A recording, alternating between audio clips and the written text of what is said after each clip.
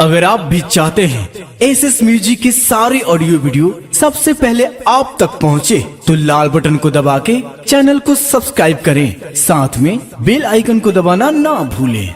Presented by SS Music.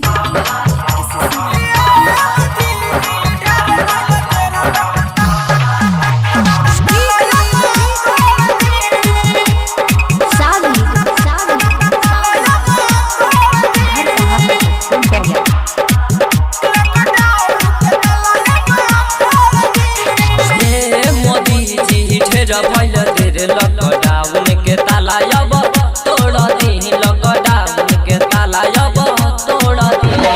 सब लोग बाटे परेशान, सब लोग बाटे परेशान, राजनीत वाला पाना अब मोड़ दी।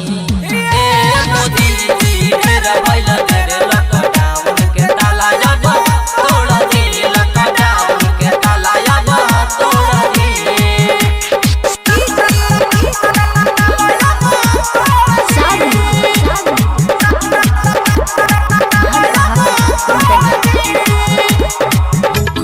सब लोग मरत बाबे, खुले न शहर बाजार, आदे होई न कवनो काम त बोली कहाँ से आई आज भूख से सब लोग मरत बाबे, खुले न शहर बाजार, आदे होई न कवनो काम त बोली कहाँ से आई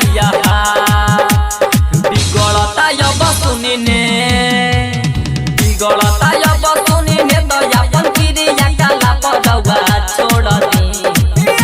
मोदी जी फिर भइल तेरे लॉकडाउन के ताला अब तोड़ दी, लॉकडाउन के ताला अब तोड़ दी।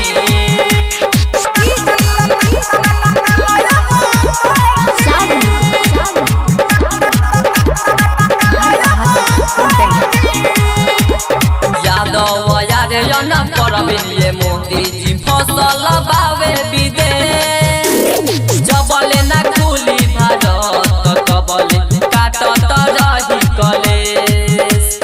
यादव यारे न परबिन फसल बावे मोदी जी विदेश, अरे जबले खुली न भारत कबले काटत रही कलेश।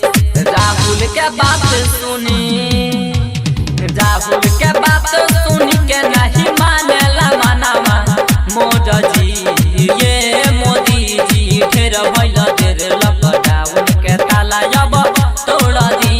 सब लोग बाटे परेशान, सब लोग बाटे परेशान, राजनीत वाला पाना अब मोड़ दी। ये मोदी जी फिर भइल तेरे लॉकडाउन के ताला अब तोड़ दी, लॉकडाउन के ताला अब तोड़ दी। Recording studio red angel music Raxaul.